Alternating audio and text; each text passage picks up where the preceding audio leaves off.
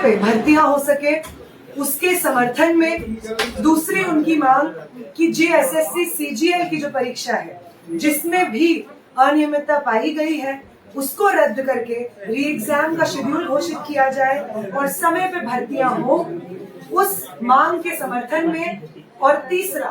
कि वो प्राइवेट एजेंसियां जो शिक्षा व्यवस्था में घुस करके लगातार इस तरीके के मिसमैनेजमेंट को, इस तरीके के करप्शन को सिस्टमैटिक बना देती है, उन एजेंसियों को, पीडीपीएल जैसी एजेंसियों को, एनटीए जैसी एजेंसियों को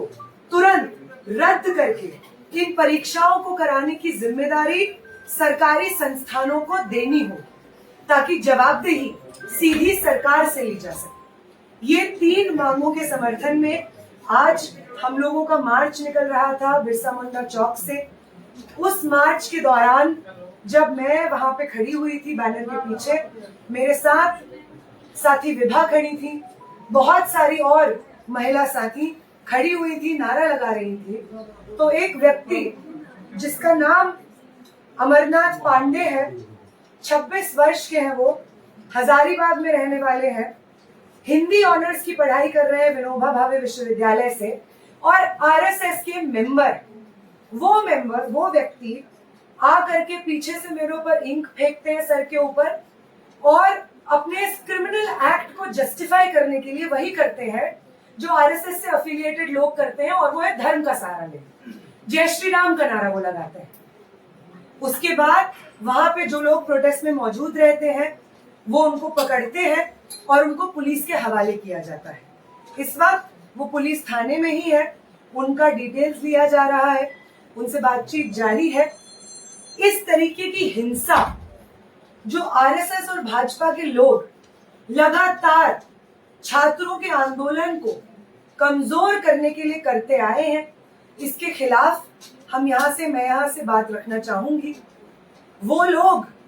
जो क्लेम कर रहे हैं कि झारखंड में जो छात्र आंदोलन चल रहा है जयपाल सिंह मुंडा स्टेडियम में, वो हम चला रहे हैं, राइट विंग चला रहा है, भाजपा चला रहा है और यहाँ पे हम किसी और को एंट्री नहीं देंगे, वो लोग उन्हीं मांगों के, वहां पे जो अभ्यर्थी हैं उन्हीं छात्रों की मांगों के बेसिस पे जब हम एक मार्च निकालते हैं तो सवाल पूछना चाहेंगे हम उनसे कि क्यों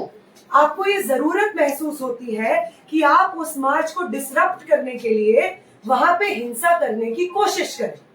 अगर आप छात्रों के आंदोलन के साथ खड़े हैं और सिर्फ अपनी राजनीति की रोटियां नहीं सेक रहे हैं तो आपको इस तरीके के मार्च से कोई प्रॉब्लम नहीं होनी चाहिए जो हम निकाले हुए थे, क्योंकि उसकी सारी मांगे उन छात्रों के समर्थन में थी जो छात्रों की मांगे इस वक्त जयपाल सिंह मुंडा स्टेडियम में छात्र रेस कर रहे हैं। बहुत सारे अभ्यर्थी जयपाल सिंह मुंडा स्टेडियम से हमारे इस मार्च में शामिल हुए थे। झारखंड भर से अलग अलग जिलों से स्टूडेंट्स इस मार्च में शामिल हुए थे, अपने शिक्षा के मुद्दे, रोजगार के मुद्दों पर आवाज उठा रहे थे। फिर क्यों जरूरी लगता है बार बार भाजपा और आरएसएस को कि वो इस तरीके से प्रहार करें छात्र आंदोलन पे? क्या उन्हें इस बात का गुस्सा है कि मैं और मेरे साथी उस आंदोलन में शामिल थे जिस आंदोलन ने उनकी पॉलिटिकल पार्टी से आने वाले शिक्षा मंत्री का इस्तीफा दिलवाया? क्या ये बदले की भावना से सुचारू रूप से वो जिस तरीके से ऑनलाइन महिलाओं को पकड़ पकड़ के बलात्कार की धमकियां, जान से मार देने की धमकियां दे रहे हैं, उन महिलाओं के ऊपर टिप्पणियां कर रहे हैं, 6 एफआईआर 15 साल की एक लड़की पे कर रहे हैं, इसी नफरत और बदला लेने के एजेंडे से क्या आरएसएस के लोगों को ये बात कही गई है कि आप जाइए और वो तमाम लोग जो जंतर मंतर के आंदोलन में शामिल थे उन लोगों के ऊपर इस तरीके की हिंसा करिए? ये पहला सवाल है जो मैं चाहूंगी प्रेस के माध्यम से हम पूछे, उठाएं। अगली जो चीज है जिसमें हम बात करना चाहेंगे वो ये है कि वो पॉलिटिकल पार्टीज जिन्होंने पिछले महीने में जो हमारा छात्र आंदोलन चल रहा था धर्मेंद्र प्रधान के इस्तीफे के लिए, उसमें अपनी एकजुटता जाहिर की, समर्थन जाहिर किया, हम एक्सपेक्ट करते हैं कि वो पॉलिटिकल पार्टीज जो इंडिया अलायंस से हो सकती हैं, जेएमएम हो सकता है, अगर वो हमारे छात्र आंदोलन का समर्थन कर रहे थे तो उन्हें जयपाल सिंह मुंडा स्टेडियम में जो छात्र संघर्ष कर रहे हैं उनकी मांगों को भी मानना होगा, ताकि वो ये फर्क दिखा सके कि छात्र विरोधी भाजपा सरकार के खिलाफ हम सब संगठित क्यों हैं, और छात्रों के हित में अगर वो सही मायने में है तो छात्र आंदोलन जो झारखंड में चल रहा है उसकी सभी मांगों को यहाँ पे झारखंड की सरकार माने। ये हम आखिरी बार मीडिया के माध्यम से सरकार तक पहुंचाना चाहिए।